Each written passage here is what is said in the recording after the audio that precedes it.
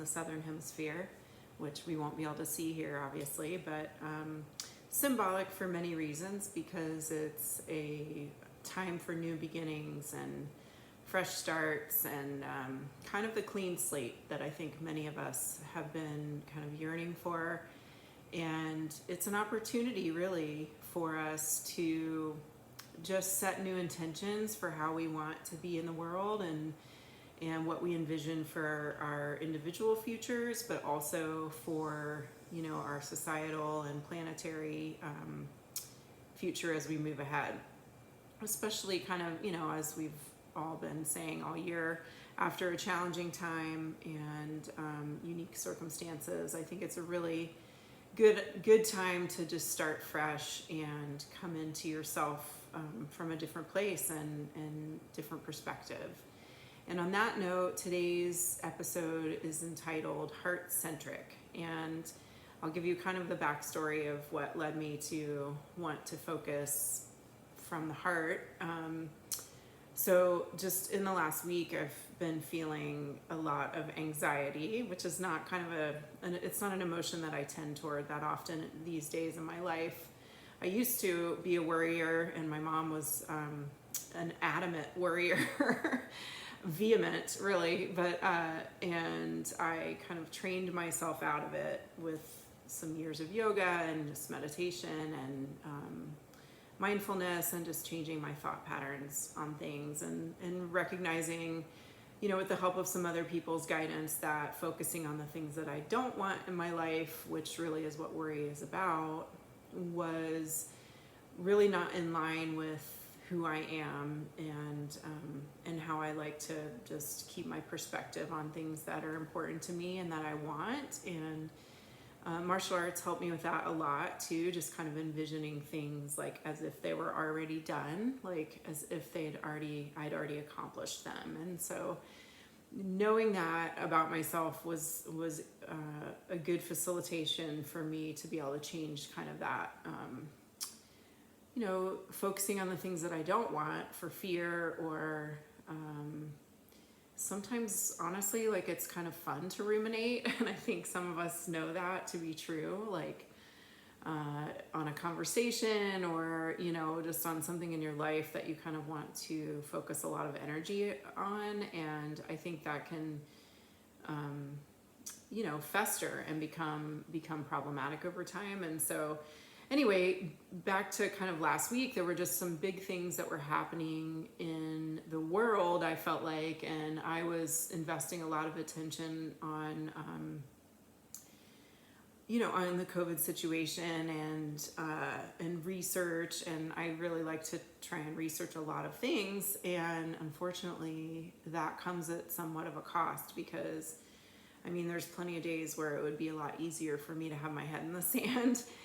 But that's not my character, and that's also just not what I think I should be doing as a practitioner. I think it's really important for me to have the information and be able to disseminate that with some semblance of intelligence to my patients and to my peers and to my children and to the people that, you know, rely upon me to give them information.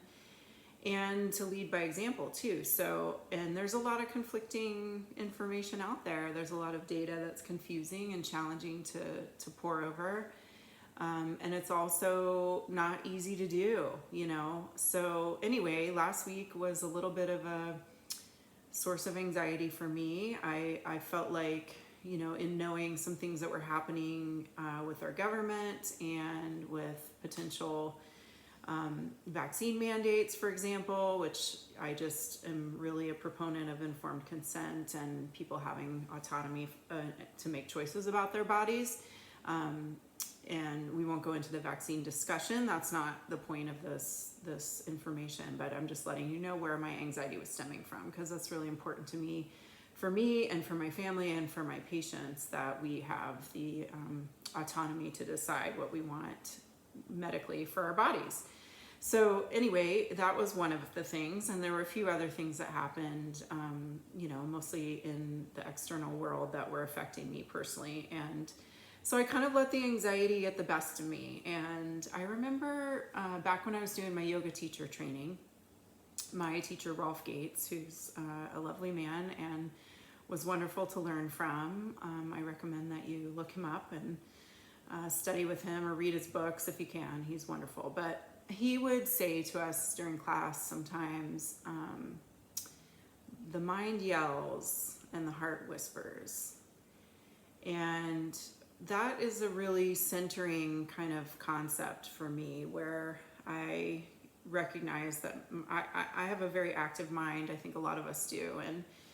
And it's entertaining to me for sure, but it's not always in my physiological best interest to ruminate or to have even just positive thoughts. They can be overwhelming. And so when I get back into my body, then, that's a much better place from which I can operate more sanely for those around me too. And I also started to recognize, like, I was getting some physical symptoms from being too much in my head. So my heart was kind of a little, it was palpitating a little bit, and I just felt not grounded, and I really wanted to change that. And so I was hiking one day, which is where a lot of my ideas kind of come to me. It's my moving meditation, it's nature, and just being out with my dogs and being by the river or out in the snow is, as many of you know, my place of solitude and solace. And it's also a source of creativity for me. So I kind of recognize, like, I want to focus on being heart-centric. And what I mean by that is not only coming from the place of the heart, right? And the beauty and the compassion and the wisdom and the courage that the heart symbolizes. But also just, the centric idea of, like, radiating that out to others. I mean, our hearts are electromagnetic, and in this situation this year where we've been kind of separated from people that we normally would be in contact with, even if it's just strangers at the store, or sitting close by to somebody at the coffee shop, or crossing people on the trail in close proximity, or passing a hug to somebody that you haven't seen in a while, we've been kind of forced to not do that as of late, and for almost a year, I guess now. And I think that has its ramifications in a big way on our ability to kind of share pheromones and messaging from our bodies to each other, because we don't have that closeness and we don't have that physical contact anymore. And I really think that coming from a place that is heart-centered and heart-centric is going to be ultimately the answer to all of this. And I know that sounds kind of simple and pared down, but I definitely believe that to be true. And so I allowed myself to kind of get overrun by fear, not the fear of the common narrative that many other people are afraid of, not the fear of the virus itself, but the fear of what's happening because of the virus. And, that's very concerning to me. So anyway, I stepped out of that, and I'm not listening to my mind yell anymore, and I'm listening to my heart again. And it's allowed me to just soften. It's allowed me to reconnect with not only with myself, but with other people as well. So on that note, I'm going to kind of digress or diverge a little bit to Chinese medicine, because this kind of came up last week as well. I guess there was just some messaging that needed to kind of channel into me last week, but hopefully it will help you guys just feel some, something that you might be inspired by with what I'm speaking about. And one of the things in Chinese medicine, obviously, like, there's energetics that are a big part of Chinese medicine, and every organ system has its own emotion attached to it. And when things are in balance or imbalanced, either way, then those emotions can kind of crop up, and we can almost get stuck in them. I remember, and this is another little bit of a segue, but I had a homeopathy professor, and he would talk about kind of the different vibes of each remedy. And if you don't know anything about homeopathy, that's okay. You can think of it as kind of an emotional thing. So say you have a room, and in the room, every area of the room has its own kind of emotional feel. So you've got depression over here, you've got sadness, you've got grief, you've got joy and compassion and excitement, all the different ranges of emotions that we can experience as humans. And he would say that we should all be able to kind of walk freely around that room and experience each of those feelings, but not get stuck in any place, right? And so, what happens, I think, when we get imbalanced in our emotional body, which obviously, translates into an imbalance physiologically, is that we get stuck there and we can't move away from it. And it's okay to kind of dabble in all of those things, but we should be able to experience the breadth of those emotions, and utilize them as we need to, and learn from those experiences that happen out of those emotions. But we should not, ultimately, health means we are able to move through them freely and not get stuck in one or the other, or be only in two extremes, for example, So in Chinese medicine, one of the wood energy that we talk about in Chinese medicine, if you've heard me ramble about this ever before, if you're a patient of mine, you've probably heard me talk about it a little bit, but the wood energy is kind of forceful, and anger comes out of that. And I remember learning that anger is not necessarily a bad emotion, right? And I think we've tainted it to think that it's somehow harsh, or that we should always kind of control our anger or whatever.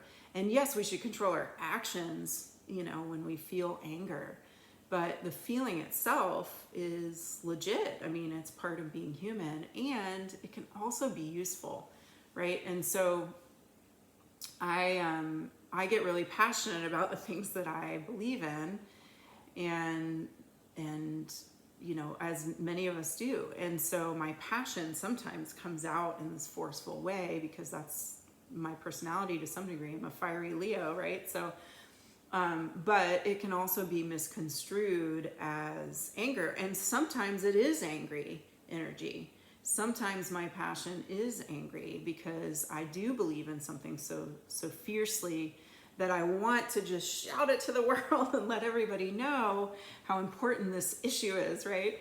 And maybe that's egocentric and not heart-centric. But anyway, I feel like the angry energy can be useful. And let me give you an example. In Chinese medicine, like I said, the wood energy is considered angry, and the two organ systems that rule that are the gallbladder and the liver.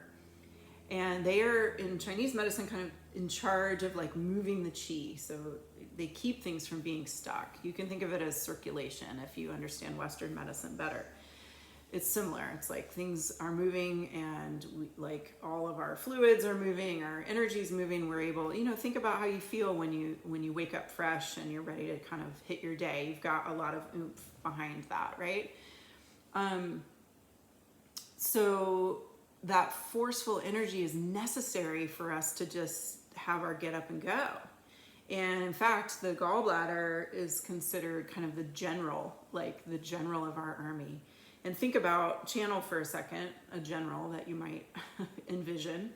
And that is like, let's get the troops going. Let's, blow the trumpet and get everybody riled up, and sit on our horse and give a speech to the masses, that we're about to lead into battle, for example. That role is really, really important for us to, feel inspired and courageous and ready and set to, take on our day, whether that's an actual battle or maybe it's just getting up and, going to work, your basic stuff. And that wood energy is really necessary on a regular basis. Another way to kind of visualize it, if that general idea didn't get you, the actual general didn't get you, hold on one second, is new growth.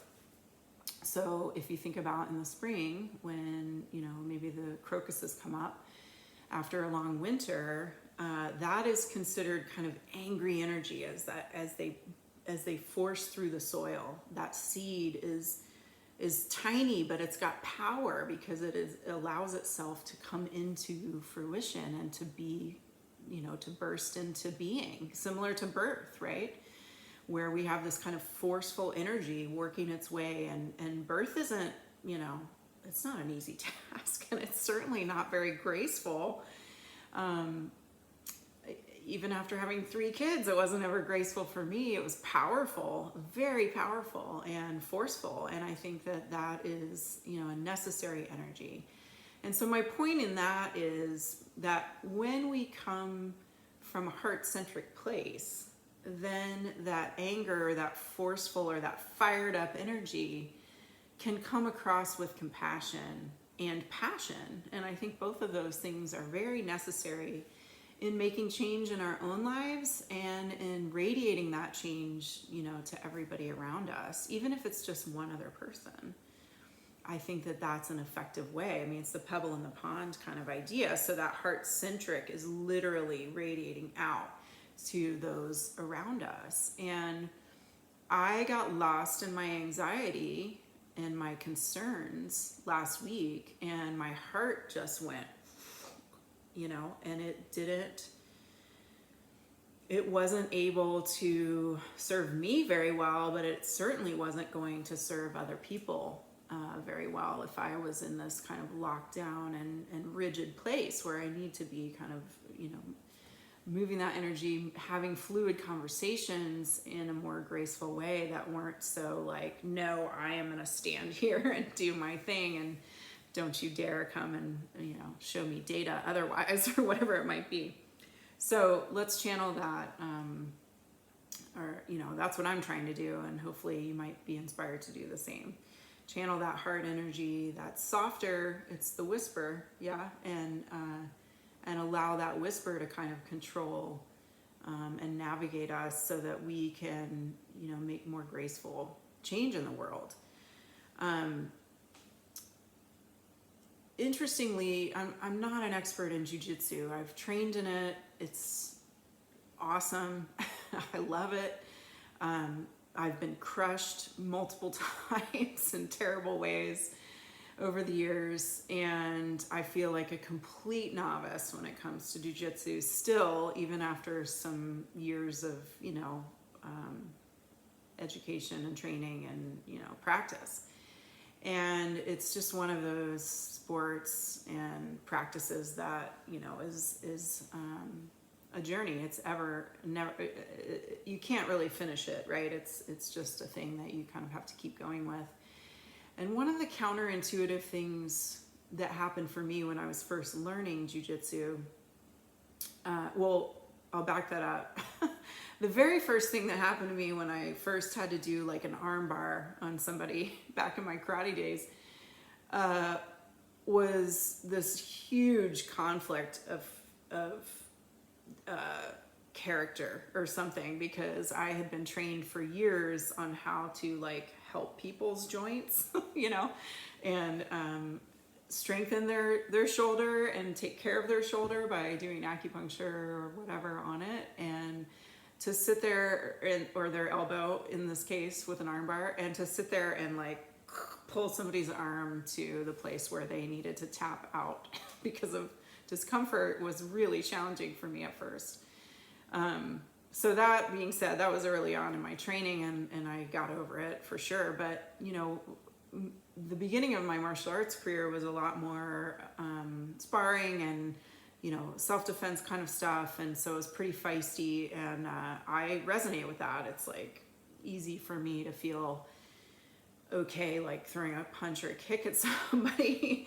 But then you get into jiu-jitsu, and it's such a different way of interacting. And my current coach, Coach T, calls it a language, when we're doing stick work or something, eskrima or, just combatives, it's a language. And we kind of come into this flow, almost like a dance, where we're communicating with each other. And jiu-jitsu is so similar in that. And what I'm getting to here is that the energy that somebody else pushes into you, when they're trying to do a move, a lot of times in jiu-jitsu, the best answer and the smartest thing to do is to utilize their force and transfer it into yourself, into what you want to do. So, those of you out there that are like highly trained, which is many of you that I know, don't judge, because I'm probably not saying it exactly right. But essentially, you learn to go with the flow so that you can gain the advantage. So if somebody's coming at you with force, you use their force, receive it, and then kind of turn it into, your own move, so that you can either be in a dominant position or set yourself up for, whatever move you're trying to get to, whether it's a choke or, some way to get them to tap, so that you either get the advantageous position or you actually get the finish, and I feel like that is what's happening right now. In other words, what I'm seeing out there, and I think that I had to kind of like experience it myself before I could really get some clarity on it. And I listen to some wise Yodas that help me understand this too. But when we come up against, an obstacle, whether that's a human body in jiu-jitsu, in the jiu-jitsu example, or it's a concept or an idea, or even for me, like the bigger forces at hand that sometimes can feel kind of sinister, if we match that force, that's often not the best answer. In fact, it just aggravates things and brings things up to this more charged kind of place. And it doesn't invite resolution, and I feel like right now, everything is so charged and polarized. Like, people have their opinion, and if their opinion is such, then basically anybody who doesn't agree with all the things that they agree with or that they believe in is not in their camp. I was actually having this conversation recently with somebody where I'm like, the gray is just missing right now. We've got our two extremes, or whatever, however many there are. We've got these extremes, and there's no gray area in between. And the gray is like the sweet spot. That's where conversations can be had. That's where we learn and grow. That's where we make mistakes and get are humbled. And that's where we can show courage, because we can be humbled. I mean, it takes humility to have true, authentic courage also, because we're able to kind of step back and look at ourselves and learn from our experiences and our mistakes. It takes humility and to be in the gray. And I feel like people have lost that capability, or they're so resistant and dug in that they can't even step into the gray anymore. And that's like so heartbreaking to me, because I feel like we all have so much to offer. We have so many gifts and skills and creativity and thoughts, and to be able to have those fluid conversations that are respectful and curious, and like, what do you have to say about this? What do you think about this? Instead of just, because you think differently than I do, then you must be, and then, categorize them in some way. And I find that is really dehumanizing, and it's saddening to me, because I do feel like we all have so many gifts to offer. And what I am hoping for is that collectively we kind of step into the gray together, and start to recognize that we all have different ways of being, and those are okay, that we don't have to fit into one storyline in order to be a good human. And I just feel like my job right now is to kind of, and this isn't from a righteous place by any means, please. I mean, I've been so humbled in my life, and I've made a lot of mistakes, and I've said things that were not okay, and I've hurt people, and all the things that we humans do. But I'm willing to look at that stuff and try and shift and do it differently as I move forward, and then make more mistakes and try and shift again and do it differently. And I want to surround myself with people that are willing to have those harder conversations and to look at things from a different perspective, even if it totally riles them up. I mean, there's times when in doing all of my data collection and researching, and I kind of have my beliefs and my thoughts, and so sometimes I tend to read research that supports that. I think that's kind of a natural tendency. And then I force myself to read some of the things that make me really uncomfortable, and that's good. Doesn't mean I don't sit there and try and tear it apart, but at least I'm willing, I think it's important for us to be willing to kind of look at the things that trigger us and make us uncomfortable. And like, why does that make me uncomfortable? Those are hard questions, and we need to be able to sit with them and think about them and think, like, is this something that reigns true for me or not? And can I even understand what this person has to say and where they're coming from? Because we're all coming from really a similar place, and that is, well, if you want to get bare bones about it, it's survival, number one, and then it's connection, number two, and it's living fully, hopefully, as kind of the bigger picture. So, I just think that moving with that energy of each other and utilizing it in a way that can create this like communication, this dance, this reverence for each other, and this newer understanding to kind of see through the guard, right? Because when we come up against resistance with another human being, and I'm sure you've all experienced this on some level, in general, there's a wound there. There's something that's guarded for a reason, I know for me, when somebody says something that triggers me and I get kind of that flood of like, rah, there's a couple of reasons why. And one of them is I don't feel heard. Sometimes it's frankly just that. I feel like they're not understanding my words. Sometimes it is, I feel like it's an affront to my character or my value, and that's my own work to be done. That has nothing to do with the person. Other times it might be something that I just don't know. And I'm like, how do I not know that? Not that I know everything, but there's times when we come up against something and we're like, whoa, that information is almost too much to handle because it's new or it's unique or it's kind of opposite of what we've always understood, right?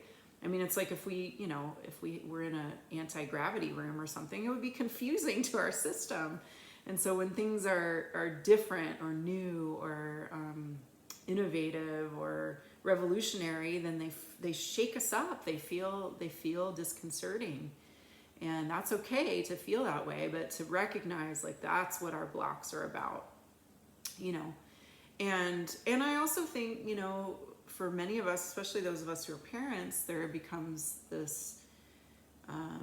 The stakes get high because we have children involved, and so the mama bear or papa bear kind of comes out too, and that's another thing where I'll get triggered really easily when it comes to my relationship to my kids or with my kids or their best interest, with the school things, for example, the school closure stuff. I get really feisty about those conversations because I recognize how important it is for our kids to be back in school, and the detriment that's happening to them by them not being allowed to do that in our state. So, I get fired up about that, and I find that is, I understand what that trigger is about for me, because I know that it's really about the best interest of my children.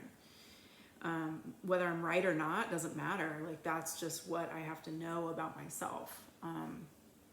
So get in touch with the heart, and then those fights or those conversations that might be more challenging can be more productive, because you're coming from,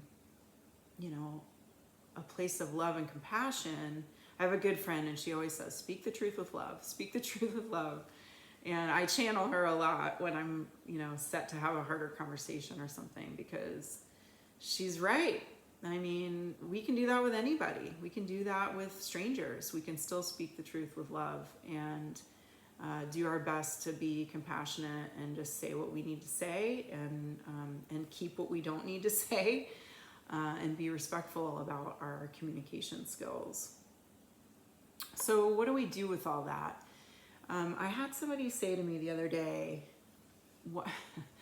I had driven out to do a hike, and I kind of took a long drive. It was like an hour and a half or something. I was talking about this hike, and this person asked me, like, how long did you hike for? And I was like, I don't know, it was snowy. I only went maybe like 3.5 miles or something. And this person was like, why would you drive that far, to go?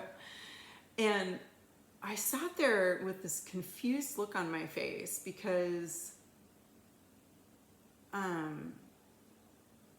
that idea didn't even cross my mind when I was going on my adventure, because the drive itself is like awesome, and I love driving, especially around these parts. Like, I live in this really magical, beautiful place, and I love listening to music, and I love feeling the excitement of my dogs behind me in the back of the car, and I like cracking my window and smelling, the different forest, and it was snowy, so I loved driving in the snow, just like playing around with that and experiencing it all. And so it wasn't about the hike. Like, the hike was awesome, and it was great to get there and move and experience, a different forest than here. But it was the whole journey. It was the whole experience. And I think if we come at life from this place of wonder, this place of curiosity, this place of presence, here and now, and the courageous, of the heart, where we can just fully feel and experience and see, and just be kind of that child in wonder again, that playfulness and that joy and ecstasy and orgasmic feeling for life. Like, that is probably one of the best ways we can present ourselves to the world. And it doesn't mean that we feel that way all the time necessarily. Again, think about that room with all the different feelings in it. We're going to step in and out of those things, and that's normal and legit and necessary. For one reason, because I think it helps us to experience one extreme, whether it's sadness or grief, and then the opposite extreme, because then we appreciate it that much more. To have those full sensations, those full feelings, the breadth of feeling that we as humans can have. So what am I trying to say out of that example about the long hike is, like, our lives are the journey. And I think so much of what we see in kind of the corporatist world that we've all been force-fed in some ways and participated in, as well, is that it's all about some end game, and what is the end game if not for the journey? I mean, I don't want to be at the end of my life and be laden with regret. No way. Like, I want to look back if they say that your life flashes before your eyes, or, you have these, I mean, I've watched death multiple times, and people have powerful experiences for sure. And it's a very spiritual process, which is beautiful. It's a birth, really. And I hope that at the end of my life, whenever that might be, tomorrow, 10 days from now, 100 days from now, 100, I don't know, 10 years, whatever. I mean, hopefully longer, but you never know. I don't want to have an ounce of regret. I want to see things flashing before my eyes, like my kids' smiles and hugs, and being in nature, and feeling the sunshine on my face, and communicating with people that I just get invigorated by, and pleasures, all the pleasures that we have in life. And I want to go out, feeling that excitement, even at the very end, especially at the very end. I don't want to be regretting that I didn't do something that I wanted to do, and so I think we have daily opportunities to kind of manifest that and to make that reality true for ourselves. And so if you get in touch with your heart, then it's not about the end game. It's really about the connections that we make along the way, or the experiences the sensations we have, the visual, the sound, the smell, the touch, the taste. Like, all those sensations are what keep us connected to this physicality and this flesh that we're in for this lifetime, and it is our vehicle for traveling through this life. So if we can step out of the brain a little bit and get into the heart, then we can receive all that information, and therefore radiate that out to other people. Think for a second about somebody that you just love being around, whether it's a crush, or, your love, or a family member that you just adore, or even just, even a friend that you just really like to be around them. Think about how you feel when you see them, or you're going to see them. I think of it as, I don't know if you're familiar with Tabata workouts, but they are, it's good. They're kind of high intensity for short periods of time, then you have rest. So your heart rate goes up and you feel like this flush of energy, and they're pretty powerful kind of HIIT type workouts. And I think that we can experience that on a physiological level if we come from this place of heart-centric being. And it doesn't necessarily take somebody to kind of create that impetus for, excitement and joy, and increased heart rate, and, flushed cheeks, and all the things that come with that type of feeling. We can have that just when we wake up in the morning and we think about our day. We can have that when we're making dinner and doing something really simple that's could be considered mundane, but just running hot water is awesome, and that can allow you to feel fully alive and engaged. Kind of that equanimity feeling of, like, even just the simple things can bring us great pleasure, and we can be super present in the moment of those things. And that is ultimately, I think, the place from where we all need to come. And I think if we can all start doing that, then our differences will start to fall away. We'll be able to reconnect again. And so is that the answer? I hope so. I think it's part of it. I think seeing each other with this place of curiosity can allow us to look beyond the guards that we each kind of put around ourselves. The pericardium in Chinese medicine, just to circle back to the energies and organ systems of Chinese medicine once again, especially since I've been talking about the heart a lot. The pericardium is symbolized by a dog. And I have two. You might be able to see them in the background. I can see a paw right there. Um, so dogs are our protectors, but they're also, think about dogs for a minute, especially if you've ever had one that you just adore. They are symbolically our protectors, but they also are this playful place. And once they kind of allow somebody into our world, then, they're loyal and they're loving and they're present and they're free-spirited and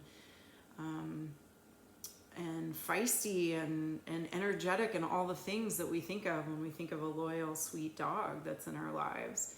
So our pericardium is kind of the protector of sorts. But then once somebody's in, once we allow somebody to enter our heart and we allow those connections to be fully made, then the guard goes down, and we don't need it anymore. And I know I'm guilty of protecting my heart and not giving it fully to people because I've been hurt in my life and I've been guarded, and that's a normal thing as a human being. But all that does it actually protect me? Not usually. It really just limits me. It limits my own ability to radiate what I have to offer to others, and to be courageous and curious and fun and excited and, all the things. So let's make this kind of a team effort to come to things with courage, with the heart, from the heart, and allow that to be infectious to other people. This virus, it's got nothing on us. I'm not saying it's not real. It's affecting people. It's killing people. It's terrible. But we as a human species, we have this incredible potential to do something different and to band together and to create something new. And I just fully believe in that, and I got bogged down last week in the kind of despair of overwhelm and hopelessness. And I'm not going to let that happen anymore. It's just not okay, because guess what I've seen in the last week is, and what I've experienced, not just seen, but what I've fully experienced, is people stepping up and blowing me away with their insight, or with their even if with their ability to make me a cup of tea, or just to share a smile, or to give me some insight that I didn't know, or my kids to say things, they've said things that just blow me away and bring me back to center again. And so if we all let the guard down just a tiny bit, think about what the collective experience of that could be. I mean, shoot, maybe, this is strange, but maybe the earth is a heart in and of itself, and it's got the same energy as our hearts. I mean, our magnetic force is literally the thing that keeps us alive from the first moment that that the heart is developed all the way until the last beat of it. And it's autonomous in a lot of ways. And we know that energy is radiated out, gravitational force, electromagnetic fields, we know those to be true. And so perhaps what's happening is the earth is begging us to reconnect and to come back together and to see each other, from a new place, and to feel and experience that heart connection with each other again. At least that's what's bringing me some sort of comfort and hope and, remembrance of the human spirit, because we've overcome a lot of things in our history. And the greater, let's see, how do I phrase this? kind of the light within each of us, and that kind of soul level beauty that each of us were granted when we came into this world, from whatever you want to believe, whether that's just from, cellular makeup, or, a higher power, or our innate power, it doesn't matter. That's really what's the driving force of our time on this planet. And it's really what connects us with nature, and especially what connects us with each other. And if we can kind of tether back to that spark, that light, that hope, that spirit within each of us, and look beyond the damage, the baggage, the wounds, the guardedness that each of us tends to kind of carry because we've been damaged in some way, then what kind of healing do we have there? It's unstoppable. It's like, a volcanic explosion wrapping the entire planet in courage and love and curiosity and beauty. So I'm hopeful after a long week of anxiousness, and I just want to spread that around a little bit to each of you, and I always joke that I hope to inspire and annoy people in the same breath. And maybe I'm doing that, I don't know, but I've had people ask me to do more of this kind of work, and to just vocalize things, and that it brings them hope and gives them the courage to kind of take on their own life. And so even if that's just one other person, then it's worth it to me. So thank you for your time. Thank you for being your unique, awesome, badass self. Please keep bringing your warrior spirit to this world. We all desperately need it right now. And just remember to kind of come from this heart-centered place, this heart-centric place, so that we can all connect on that level again. It doesn't mean you have to agree with everybody. It doesn't mean you need to change who you are by any means. In fact, who you are is perfect. And I want you to just share that fully so that we can all benefit from you, from who you are. Much love to all of you. My heart is radiating out in this beautiful way to all of you, and I'm giving you virtual hugs, but I will give you real hugs too. So if you see me, please make sure that you share some of your oxytocin with me.